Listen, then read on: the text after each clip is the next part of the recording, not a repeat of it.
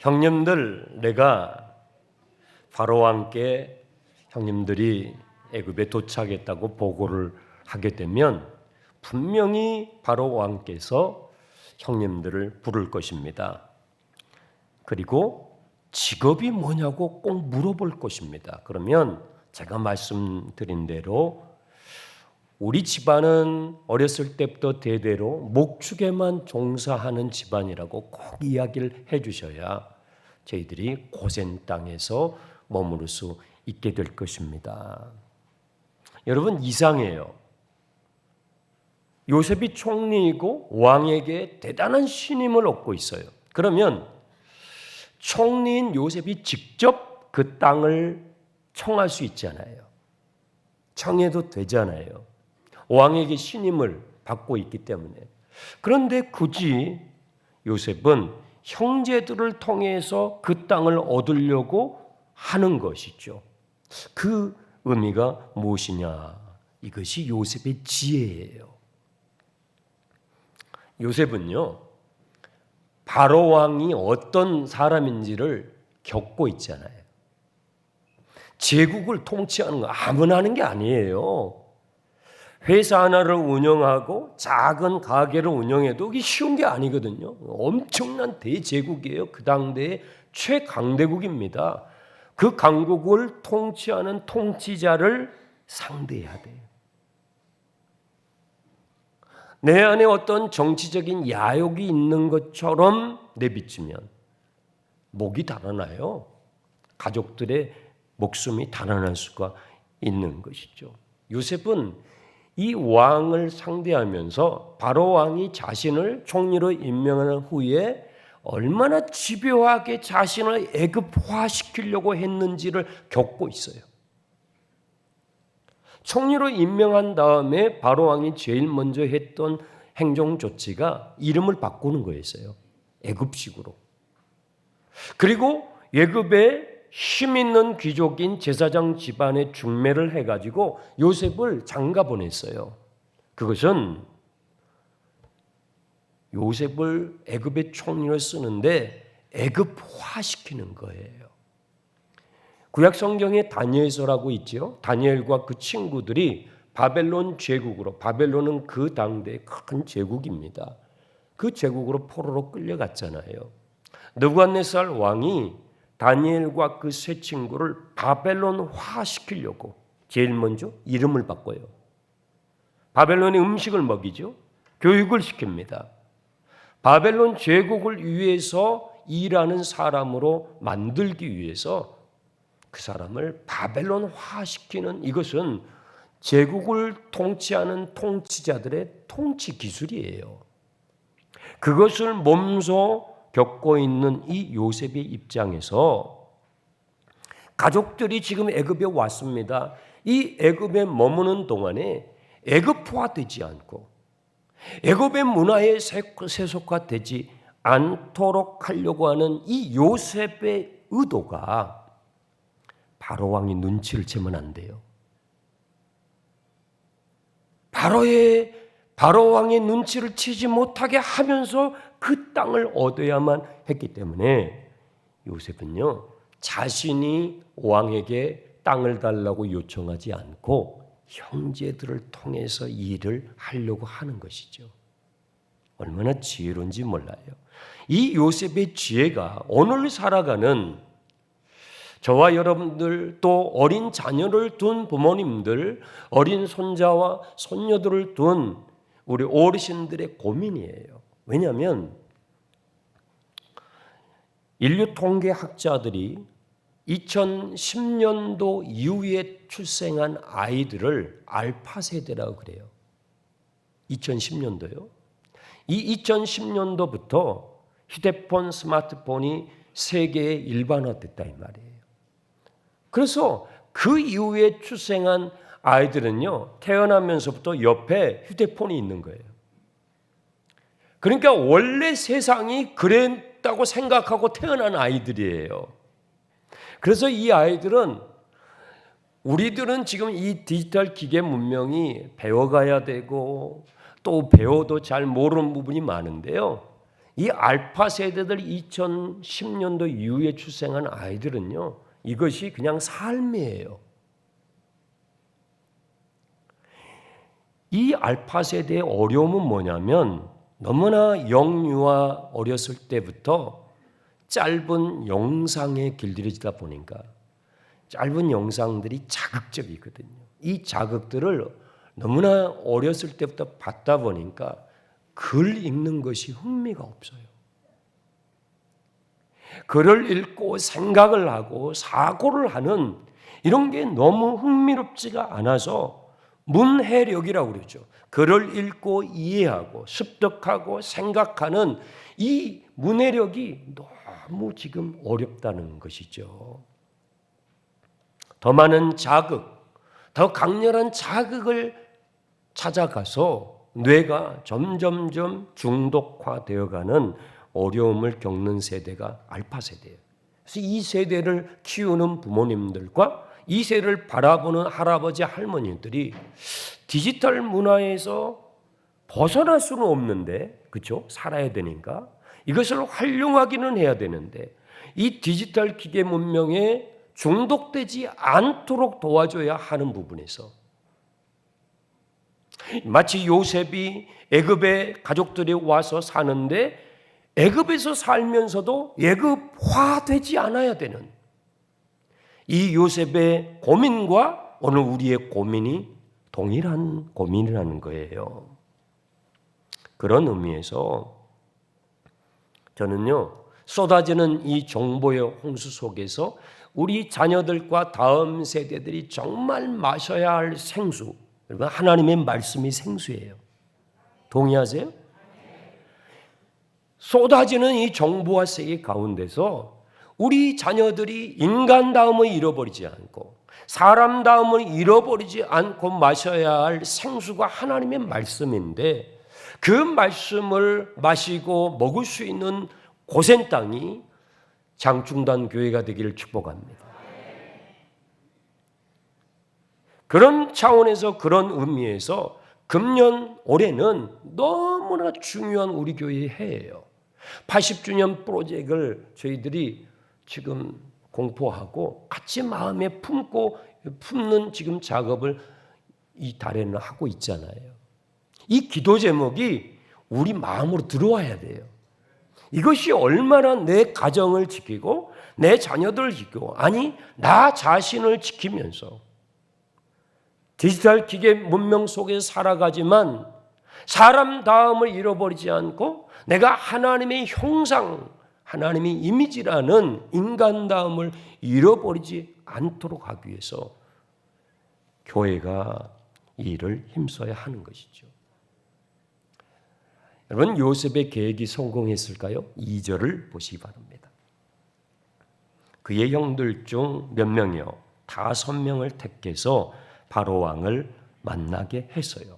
요셉에게는 형제들이 11명이 있는데 그 11명 모두를 왕 앞에 데리고 와서 인사를 시킨 것이 아니라 그 중에서 5명만 뽑아가지고 왕 앞에 나가게 했다는 것이죠. 그 5명의 이름이 성경에는 구체적으로 기록되진 않았습니다.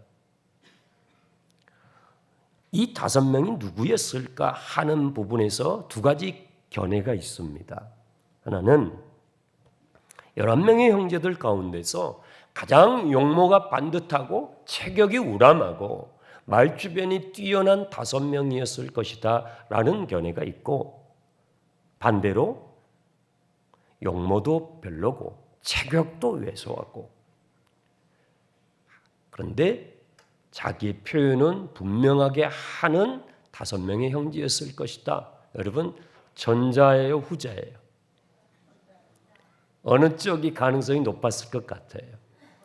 후자였을 가능성이 높아요. 왜 그런가 하면 지금 문맥 자체를 보면은 요셉이 어떻게든지 이 고센 땅을 얻기 위해서 이 고센 땅에 가족들이 머물게 해서 애굽에서 살면서도 애굽에 덜 물들 수 있도록 애굽화하지 않도록 요셉이 고뇌하며 기도하며 지혜를 짜내고 있는 모습을 보잖아요. 그러니까 후자였을 가능성이 높아요. 바로 왕이 보았을 때에 정치적으로 조금이라도 위협감이 느껴지면 안 돼요. 이 총리의 집안이 왔는데 그 집안이 얼마나 머물지는 모르지만 이들이 세력화될 것 같은 느낌을 주면 안 돼요. 그래서 요셉은요 11명의 형제들을 쭉 봤어요. 잘 관찰을 하면서 다혈질적인 형제들은 뺐을 거예요. 뺐을 거예요. 루벤 뺐을 거예요. 시몬과 레위 뺐을 거예요. 이게 세겜에서 엄청난 만행을 저질렀잖아요. 뺐을 거예요. 왕이 봤을 때에 왜소하고 별로 위협적으로 느껴지지 않는 5명만 추려가지고 왕 앞에 나가게 하는 거예요. 얼마나 지혜롭습니까? 그랬더니 역시나 3절 보세요. 역시나 바로 왕이 그 5명의 형제들을 보면서 요셉이 예측했던 그 질문을 하는 거예요. 너희들의 직업이 뭐냐? 그러니까 기다렸다는 듯이, 왜냐하면 연습을 하고 왔잖아요. 연습이 중요한 거예요. 훈련이 중요한 거예요. 훈련을 하고 왔기 때문에 5명의 형제들이 왕이시여, 저희 집안은 어렸을 때부터 대대로 목축에 종사하는 집안입니다. 저희는 목축 외에는 할 줄 아는 게 없습니다. 그리고 저희가 살던 땅에 기근이 심해서 내려온 것이지, 기근이 풀리게 되면 저희는 돌아가려고 합니다. 오래 머무르려고 하는 의사가 없는 것처럼 우리는 그저 할 수 있는 것이라고는 목축밖에 없다라고 설명을 하는 것이죠. 그 어떤 동생 총리 요셉의 힘을 업어서 왕에게 어떤 정치적인 위협도 되지 않는, 전혀 그럴 수 없는 소수의 사람들이라는 인상을 준 것이죠. 그랬더니 왕이 최종 결재를 내려줘요. 5절. 바로 왕이 요셉에게 말을 해요. 내 아버지와 형들이 내게 왔은즉 애굽 땅이 내 앞에 있으니 땅의 좋은 곳에 내 아버지와 내 형들이 거주하게 하되 그들이 어디요? 고센 땅에 거주하고. 이 최종 결정을 해주는 거예요. 이거 얼마나 중요한 사건인지 몰라요. 우리나라와 미국이 한미 동맹이 맺어져 있잖아요. 이게 얼마나 중요한 조약인지 몰라요. 대제국의 왕이 한 부족의 대표단에게 이 약속을 내주는 이 약속, 이게 얼마나 큰 역할을 했는지 모른단 말이에요. 요셉은요, 땅의 문제를 해결한 그 다음에 아버지 야곱을 왕 앞으로 데려가 인사를 시킵니다. 아주 흥미로운 만남이죠. 제국을 통치하는 통치자와 부족의 대표, 오늘날로 표현하면 난민이죠. 기근을 피해서 먹을 것을 구하기 위해서 온 난민의 대표자인 야곱과 만나는 거예요. 야곱의 머리는 허였습니다. 노쇠합니다. 그리고 다리를 절뚝절뚝거립니다. 그런데 상대방은요, 제국의 통치자입니다. 극과 극의 모습이죠. 그런데 놀라운 것은 야곱의 당당함이에요. 7절과 10절에 보시면 축복했다라는 표현이 2번 나와요. 여러분, 상대방에게 내가 축복을 하려면요, 적어도 내가 가진 것은 상대방보다 적을 수 있죠. 적어도 내 마음에 여유로움이 있어야 돼요. 내 마음에 여유로움이 있어야 상대방을 축복해 줄 수가 있는데, 지금 야곱의 행세가 먹을 것이 없어가지고 먹을 것을 얻으러 온 주제잖아요. 얻어먹으러 온 주제에 감히 왕의 제국의 왕을 축복을 하니까 애굽 바로 왕이 어이가 없는 거예요. 어이가 없어요. 번데기 앞에서 주름 잡는 격이죠. 네, 빌 게이츠 앞에서 돈 자랑하는 격이죠. 웃긴 거예요. 어이가 없어서 뭐라고 묻냐면 8절, 내 나이가 얼마냐? 노인장, 당신 나이가 몇이요? 어이가 없어 묻는 거예요. 그러면 저는 130살입니다. 지금 야곱의 나이가 130세예요. 130살입니다 하면 되는데 그 대답이 기가 막힙니다. 뭐라고 대답하냐면 내 나그네 길의 세월이 130년입니다. 내 나이가 얼마 못되니 우리 조상의 나그네 길에 연조에 미치지 못하나 험악한 세월을 보냈습니다. 여러분, 문학적이지 않습니까? 네? 해학이 있지 않아요? 위트가 있어요. 유머가 있어요. 자유함이 느껴져요. 상대방이 왕이에요. 보통 사람은 서지도 못해요. 겁나가지고. 그런데 그 앞에서 야곱이 노쇠한 머리는 하였습니다. 그리고 절뚝절뚝 앞에 나아가서 그 왕을 축복하는 거예요. 평범한 노인의 넋두리를 하는 것이 아닙니다. 그 말에 인생에 대한 통찰이 담겨 있어요. 인생을 향한 지혜가 담겨 있어요. 야곱은요, 인생을 이렇게 통찰하고 있어요. 저의 삶은 나그네 길이었습니다.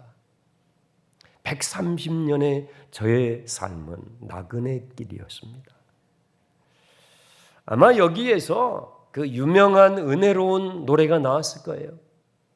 인생은 나그네 길. 얼마나 은혜스러워요. 여러분, 찬송가만 불러서 은혜를 받는 게 아닙니다. 하나님이 창조하신 세계에 대중가요와 가곡을 들어도요, 거기에 하나님의 향기가 있어요. 하나님의 흔적이 있어요. 그걸 일반 은총이라고 그래요. 나의 인생은 나그네 길과 같았습니다. 그래요, 여러분. 우리는요, 이 땅에서 잠깐 살다가는 나그네예요. 여러분, 새해가 지났는데 여러분 몇 살이세요? 새해가 지나면 한 살 더 먹잖아요. 그럼 여러분 몇 살이에요? 여러분이 지금까지 살아온 여러분의 삶을 단 한 문장으로 표현한다면 어떻게 표현할 수 있겠습니까? 야곱은 나는 130년의 삶을 살았는데 나그네의 길과 같았습니다. 여러분은 어떻게 표현할 것 같습니까? 두 번째 통찰력은요, 삶이란 길면서도 짧은, 긴 것 같지만 짧더라는 것입니다. 거기에 보시면 나그네 길 세월 130년입니다. 내 나이가 얼마 못 되니. 여러분, 130년이 얼마 못 됩니까? 어르신, 금년에 연세가 어떻게 되십니까? 얼마 못 됩니다. 130살입니다. 이 해악이 있는 거예요. 유머가 있는 거예요. 위트가 있는 거예요. 하나님을 믿는 사람들은요, 웃을 줄 알아야 돼요. 하나님이 얼마나 재밌는 분인데요. 이 세상에 재밌는 것 하나님이 다 만드셨어요. 네. 하나님 막 인상 가스고 근엄하고 그런 분 아니에요. 네. 하나님이 창조하신 태양을 보세요. 하나님이 만드신 나무를 보세요. 하나님이 만드신 새를 보세요. 이거 얼마나 신나게, 얼마나 신기하게 만드셨어요. 네? 이거 다 하나님 만드신 거예요. 하나님의 해악이 담겨 있습니다. 야곱은 제 나이가 얼마 못 되지만 여러분 삶이 긴 것 같은데 짧아요. 어떤 순간은 참 너무 길어요. 그런데 돌아서면 너무 짧아요.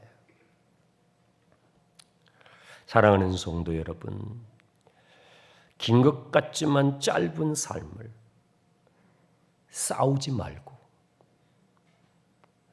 얼굴 붉히지 말고 사랑하고 용서하고 응원하고 격려하고 마음의 여유를 갖고 유머를 나누면서 오늘 주어진 이 한순간을 감사할 수 있는 그런 새해가 되시길 축복합니다. 또 이 야곱의 고백 가운데 삶이란 험악하더라라는 거, 험악하더라. 우리의 인생이 야곱의 삶이 파란만장합니다. 그래서 읽을 거리가 있고 묵상할 거리가 있는 거예요. 우리의 인생의 삶이 다 녹아져 있어요. 믿음의 조상들의 삶이 그래서 믿음의 조상인 거죠. 희노애락이라고 그러죠. 꽃길을 걷는 것 같은 순간은 얼마 없어요. 그리고 슬프고 고통스럽고 힘들고 어려운 시간이 대부분이에요. 험악한 세월을 보냈습니다. 자, 그렇다면 이 야곱은 자기의 삶이 그래서 불행했다라는 얘기를 하고 있습니까? 아니에요. 축복했잖아요. 축복했다라는 것은 불행했다는 얘기를 하고 있는 게 아니에요. 행복했다라는 얘기예요.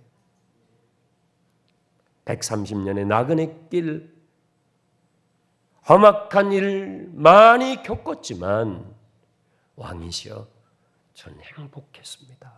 왜 야곱이 이렇게 말할 수 있을까요? 야곱은요, 진정한 복을 주시는 분을 만났어요. 야곱은 정말 이 행복에 집착했던 사람입니다. 태어나면서부터 형의 뒤꿈치 잡고 나왔어요. 행복하고 싶어서.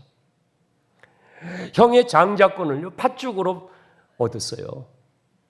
염소털을 뒤집어 쓰고요, 형의 복을 받으려고. 얼마나 행복에 집착했던 인간의 전형이라고요. 그랬던 야곱이 왕 앞에서 고백하기를, 험악한 순간순간 너무너무 많았지만 나는 행복한 사람입니다. 나의 삶은 행복하다고 말할 수 있습니다. 그것은 진정한 행복은 인간의 권자에서 흘러나오는 것이 아니고 당신이 앉아있는 인간이 만든 그 권세에서, 권력에서 나오는 것이 아니요, 우리 인생을 창조하신, 만드신 하나님으로부터 나오는 것입니다. 나는 그 하나님을 만나서 나는 행복합니다. 살아계신 하나님, 창조주 하나님, 인간의 악을 선으로 바꾸시는 하나님, 구원의 하나님, 그 하나님의 이름으로 축복해 주는 거예요. 당신이 거기 앉아 있으니까 이 나라의, 이 제국의 주인 같지만 당신의 삶도 나그네입니다. 영원하지 않습니다. 역사의 주인은 사람이 아닙니다. 인생의 주인은 사람이 아니고 우리를 창조하신 하나님이십니다. 살아계신 하나님을 증언하는 것입니다. 여러분, 새해에 축복의 사람으로 사십시오.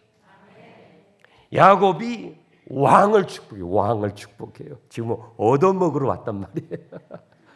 얻어먹으러 온 난민이에요. 인간적으로 보면 이건 웃기는 장면이에요. 그런데 진심으로 야곱은 축복의 사람으로 왕을 축복해요. 다음 주일 21일에 저희는 우리의 삶을 진정으로 행복하게 하시는 이 하나님을 나누는 새해가 되도록 전도 작정하는 시간을 다음 주일날 가질 거예요. 한 주간 동안 여러분 기도하세요. 80주년 프로젝트를 여러분 마음으로 좀 품어주셨으면 좋겠고, 이 살아계신 하나님을 꼭 누구에게 소개하면 좋겠는데, 떠오르는 분들 기억하셔서 다음 주일에 기록해 주시면 감사하겠습니다. 여러분의 삶은 복될 것입니다. 왜냐하면 여러분이 믿고 계신 그 하나님께서 야곱의 삶을 인도하셨던 것처럼 새해도 인도해 주실 것입니다. 옆에 계시면 축복하십시오. 당신의 삶은 틀림없이 잘 될 것입니다. 당신의 삶은 틀림없이 잘 될 것입니다. 기도하겠습니다. 하나님 아버지, 감사합니다. 주님의 말씀이 우리의 마음에 평안을 주고, 주님의 말씀이 내 심령에 위로와 힘을 주시니 감사합니다. 새해 축복의 사람으로 살게 해 주시옵소서. 예수님의 이름으로 기도합나이다.